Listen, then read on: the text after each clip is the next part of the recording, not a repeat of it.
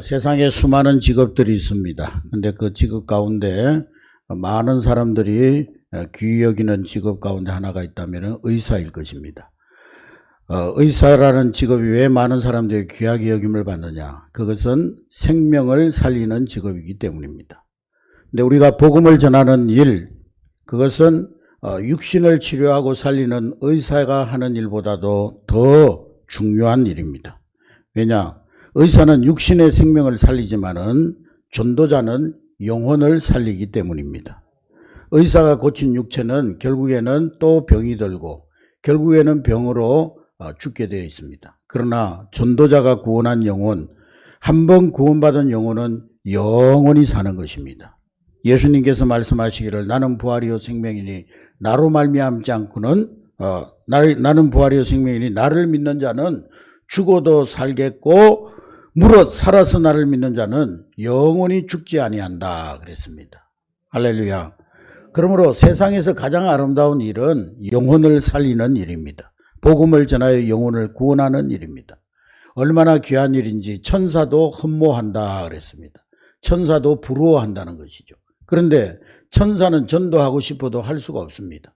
왜냐하면 하나님께서 영혼을 살리는 전도하는 일을 구원받은 하나님의 자녀된 우리들에게 맡겨셨기 때문입니다. 여러분, 세상에서 가장 아름다운 발이 어떤 발입니까? 미스 코리아의 발이 아닙니다. 로마서 10장 15절에 보면 기록된 바 아름답도다 복음을 전하는 자들의 발이요, 그렇게 말씀하고 있습니다. 복음 전하는 발, 전도자의 발이 가장 아름다운 발인 것입니다. 우리 한내교회 성도들의 발걸음이 가장 아름다운 영혼을 구원하는 발걸음이 될 수 있기를 주님의 이름으로 축복합니다. 우리가 세상에 태어나서 한 영혼을 구원한 한 사람을라도 구원했다면은 그 사람은 한 나라의 대통령이 한 일보다도 더 보람 있는 일을 한 것입니다. 왜냐하면 한 영혼이 온 천하보다도 더 귀하기 때문인 것입니다. 여러분, 진정 하나님 믿으시죠? 네. 아직도 하나님 안 믿는 분이 한 3분 정도는 있는 것 같은데, 여러분 하나님 믿으시죠? 네. 하나님 사랑하십니까? 네. 우리가 누군가를 사랑하면 그 사람이 정말 좋아하는 것, 기뻐하는 것을 자꾸 하고 싶어집니다. 하나님께서 가장 기뻐하시는 일이 뭘까? 우리가 진정 하나님을 믿고 하나님 사랑한다면 우리 마음속에 그런 열망이 있어야 합니다. 하나님 기뻐하시는 일이 뭘까? 하나님이 기뻐하시는 일을 내가 해야 되겠다. 그런 열망이 있는 것이 당연한 일입니다. 그런데 하나님이 가장 기뻐하시는 일은 영혼을 구원하는 일, 전도입니다.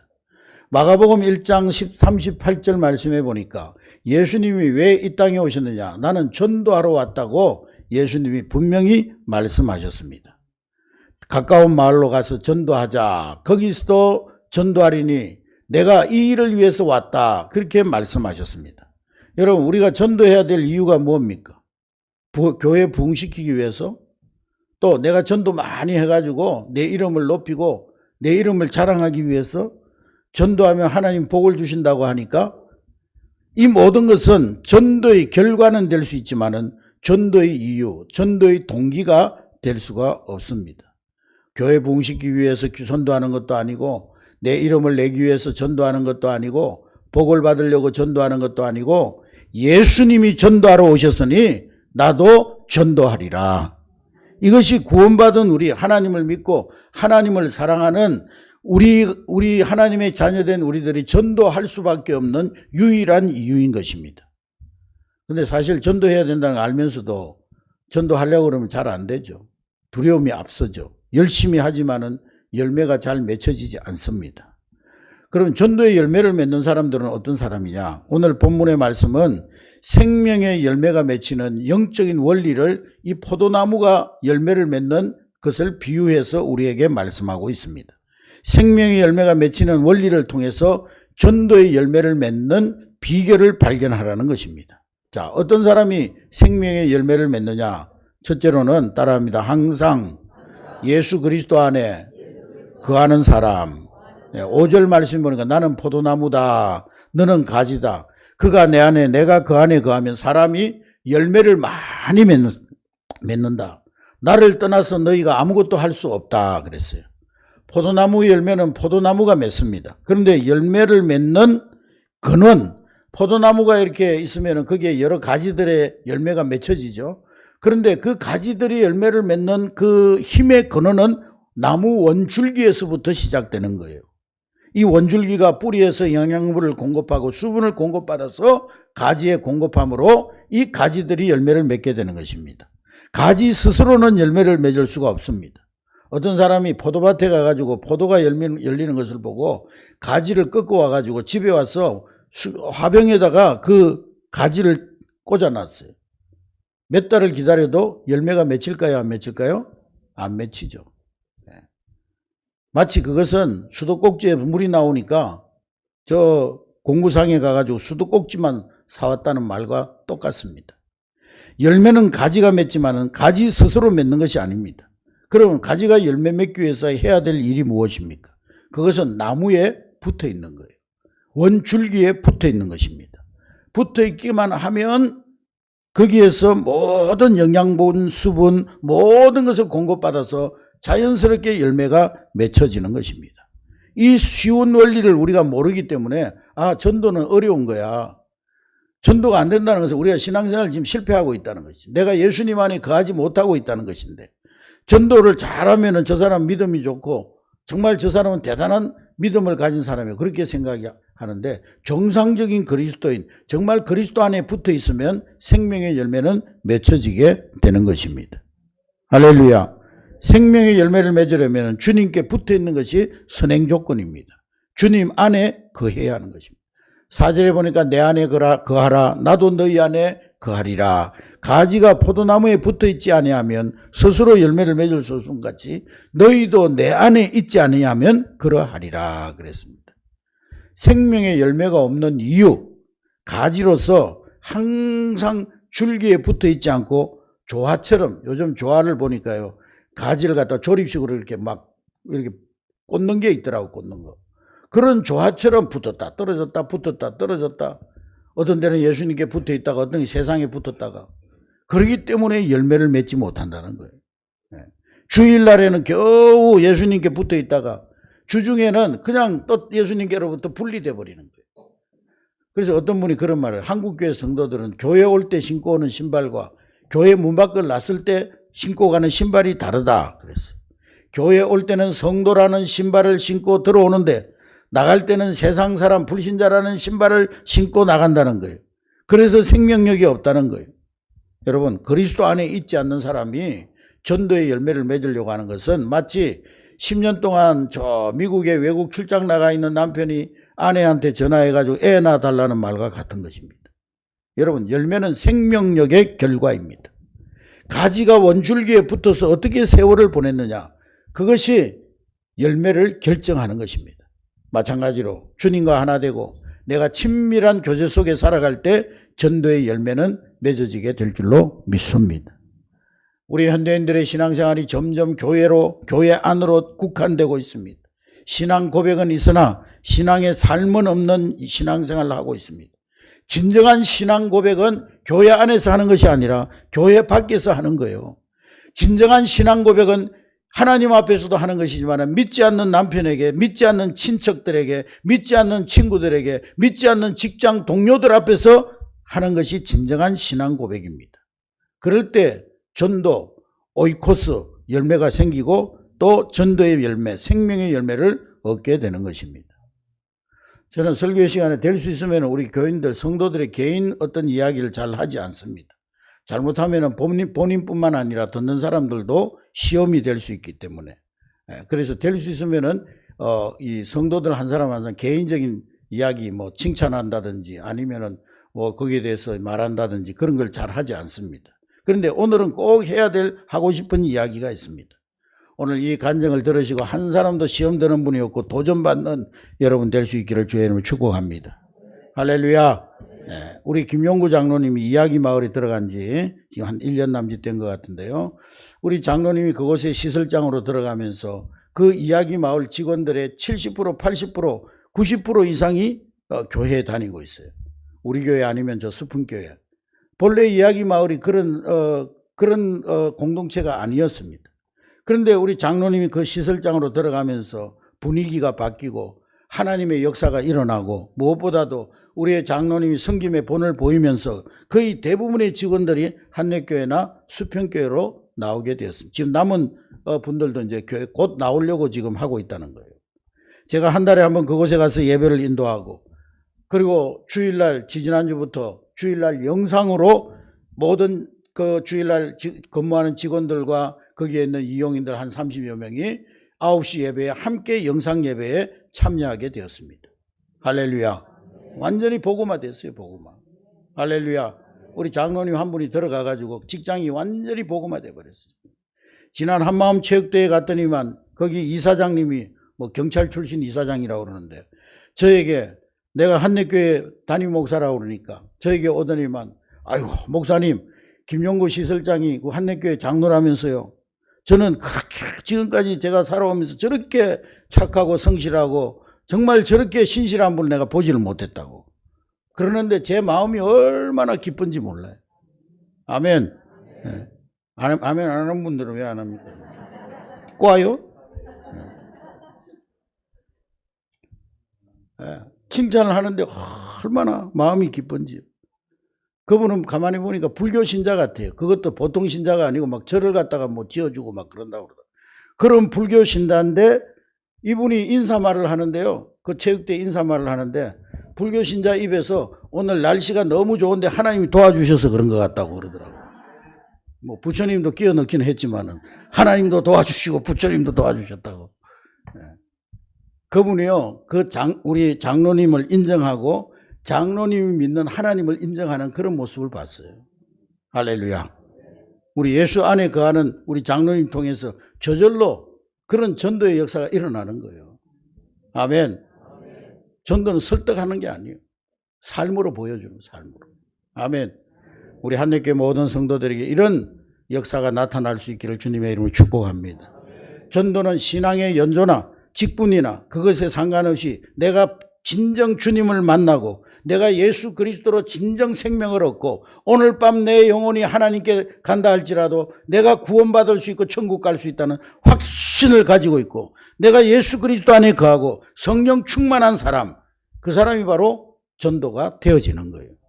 우리 모두가 이런 은혜를 사모하는 여러분 될 수 있기를 주의 이름으로 축복합니다.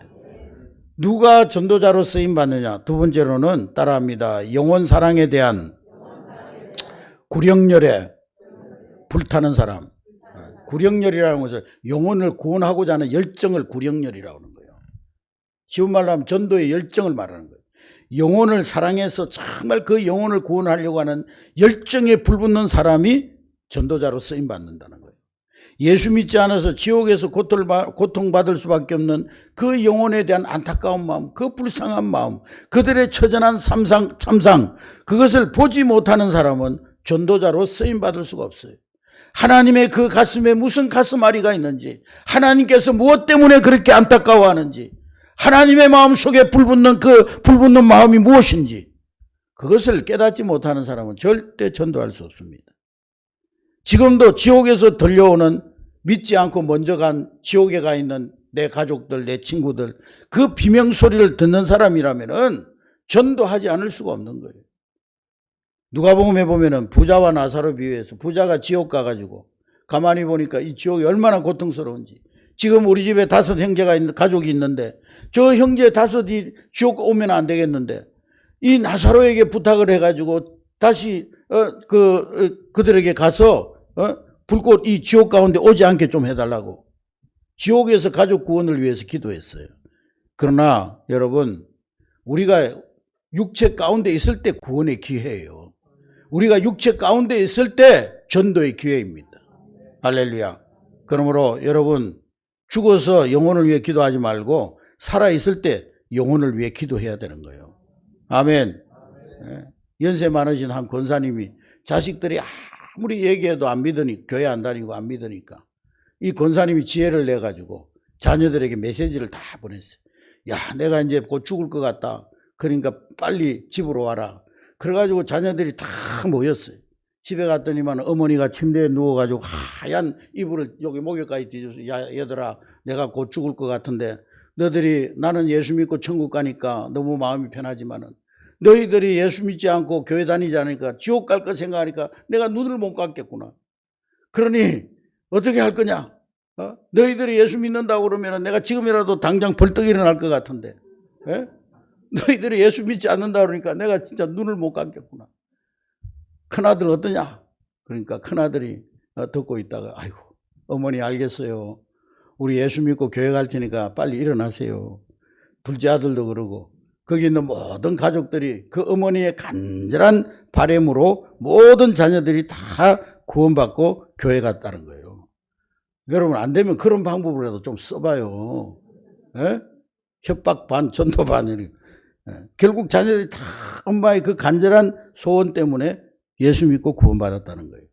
어떤 분은요, 남편이 교회를 안 다니는데 너무 안타까워가지고 교회 올 때마다 차에다가 남편 양복, 와이셔츠, 속옷, 양말, 구두까지 다 싣고 오면서 하나님 앞에 기도했다는 거예요. 하나님, 남편 양복, 와이셔츠, 속옷, 양말, 구두가 교회 갑니다. 이제 몸뚱이만 오면 다 옵니다. 이렇게 기도했다는 거예요. 그래가지고 진짜 나중에 몸뚱이까지 다 왔다는 거예요. 할렐루야. 디모데후서 4장 2절에 너희는 때를 얻든지 못 얻든지 말씀을 전파하라 그랬어요. 아멘. 하여간 생명을 살리는 일은 어떤 방법을 써서라도, 어떤 돈을 써서라도, 어떤 지혜를 써서라도 우리는 생명 살려야 되는 거예요. 아멘. 미국의 부흥사요 청년 지도자로 잘 알려진 트리 존슨 박사가 시카고에서 오클라호마로 가는 도시로 가는데 비행기를 탔어요. 이분은 아침에 일어나면 하나님 앞에 항상 기도하는 거예요. 하나님, 오늘도 내가 복음 전해서 구원 얻을 영혼을 붙여주시옵소서. 밤에 잘 때는 하나님, 오늘 내가 복음 전한 그 사람의 마음속에 복음의 씨가 떨어져 싸우니 그 사람이 예수 믿고 구원 얻어 천국 백성 되게 해 주시옵소서. 이렇게 기도한다는 거예요. 그래서 그날도 비행기를 타고 내가 오늘 복음 전할 사람이 누군가 봤더니만 스튜디오스가 왔다 갔다 열심히 일하다가 조금 한가한 시간이 있더라는 거예요. 그래서 스튜디오스를 불렀습니다. 스튜디오스를 불러가지고 복음을 전하고 이 스튜디오스가 그날 예수님을 영접했어요. 이 스튜디오스의 얼굴이 확 달라졌어요. 그래서 내리는데 이 스튜디오스가 이제 안내 방송을 하는데 성경 여러분 안녕히 돌아가시기 바랍니다. 그리고 특별히 존슨 박사님 너무 감사합니다. 우리 다음 또 이 비행기에서 다시 만나기를 원하지만은 다시 만나지 못하면은 천국에서 만나요. 그러더라는 거예요. 예?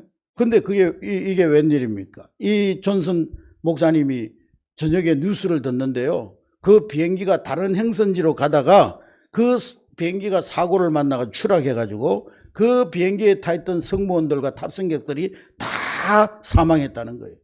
그 사망자 명단에 낮에 복음을 전했던 그 스튜디오스의 이름이 있더라는 거예요. 그런데 다행인 것은 그 스튜디오스의 이름이 하늘나라 생명책에 기록된 이유였다는 거죠.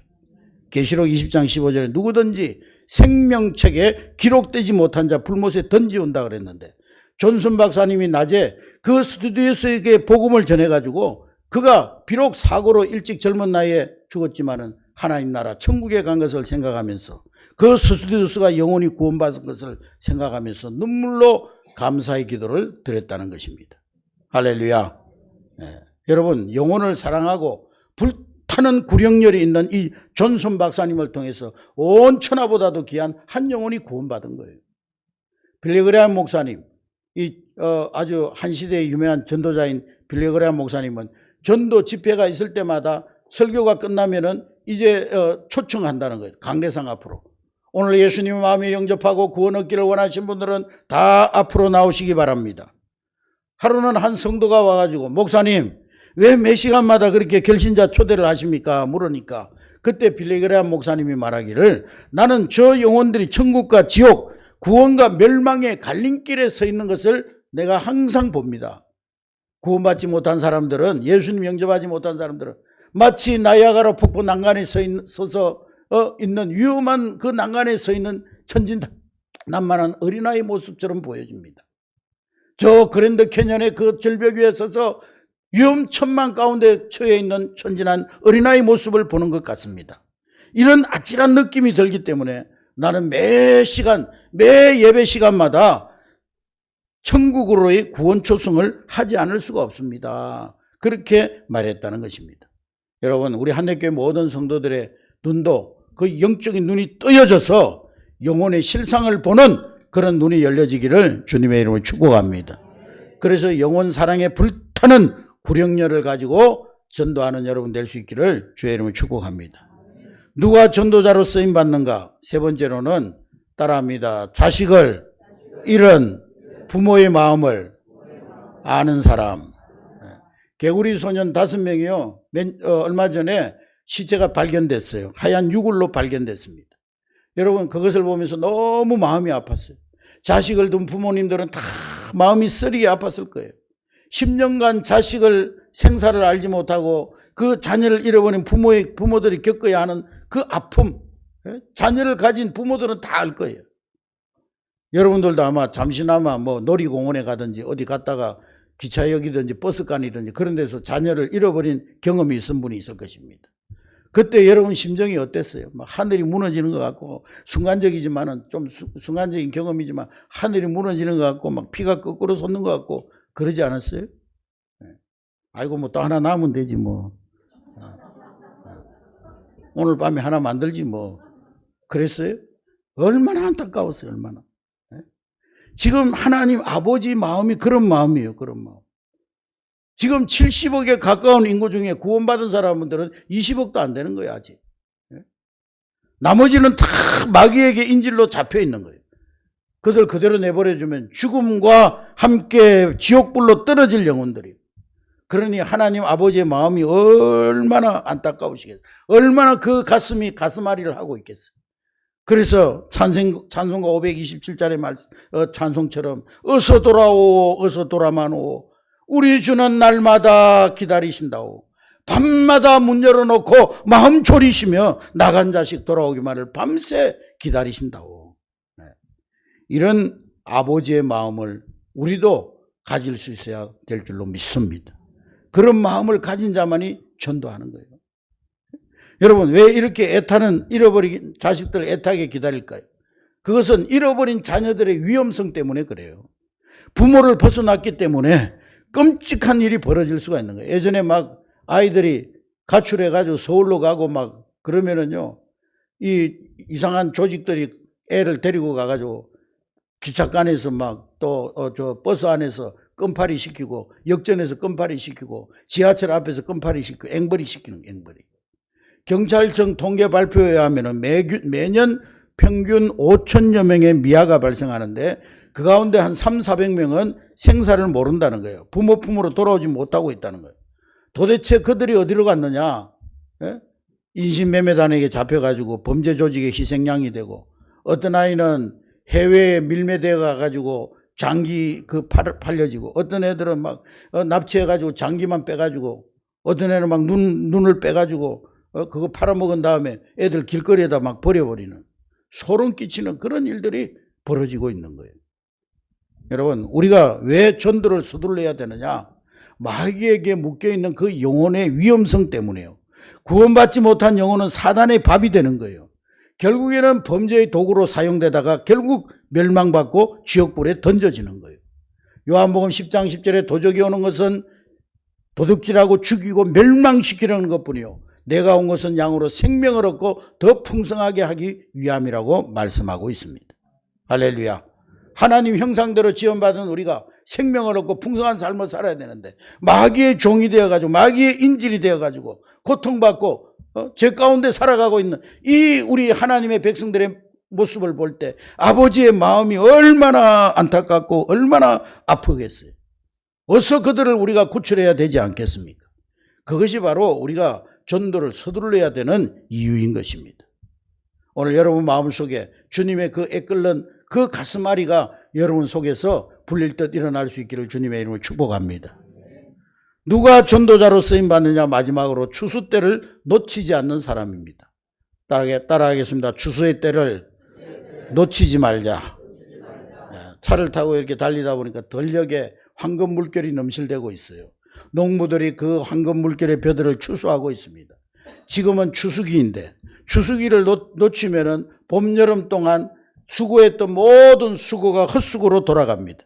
제때 추수하지 않으면 덜쥐들이 와서 다 먹어버리든지 아니면은 비가 오면 다 썩어버려요. 그래서 농부들이 잠도 자지 않고 추수를 서두르는 것입니다. 예수님은 추수를 기다리는 영혼들의 실상을 보시고 추수꾼인 제자들에게 말씀하시기를 요한복음 4장 35절에 눈을 들어 밭을 봐라. 추수할 곡식이 밭에 휘어져서 추수하게 되었다. 그렇게 말씀하고 있어요. 여러분, 눈을 들어 세상을 바라보세요. 지금 추수의 낫을 기다리는 영혼들이 기다리고 있는 거예요. 여러분, 그 영혼들을 볼 수 있는 영안이 열려지기를 주의 이름으로 축복합니다. 이제 이번 6주간 동안 우리 교회 영적 추수 기간입니다. 주님이 여러분들을 추수꾼으로, 영혼의 추수꾼으로 부르셨음을 잊지 마시기를 주의 이름으로 축복합니다. 우리는 만사 다 제쳐놓고 추수를 서둘러야 되는 거예요. 이 전도 캠페인 기간 동안 우리 성도들 가운데 한 사람도 구경꾼이 없어야 돼요. 한 사람도 해방꾼이 없어야 돼요. 예? 말 한마디라도 유익하게 얘기해야지. 아이고 이런 거 한다고 뭐 전도가 되나. 아이고 요즘 코로나 시대 때 무슨 초청이냐. 그런 방해하는 말을 하면 안 돼요. 예. 기도하고 우리 모든 성도들이 오이코스를 정하고 기도하고 그들을 섬기고 초청하시기를 주의 이름으로 축복합니다. 그리고 전 성도가 다 중보하며 기도하시기를 주님의 이름으로 축복합니다. 할렐루야.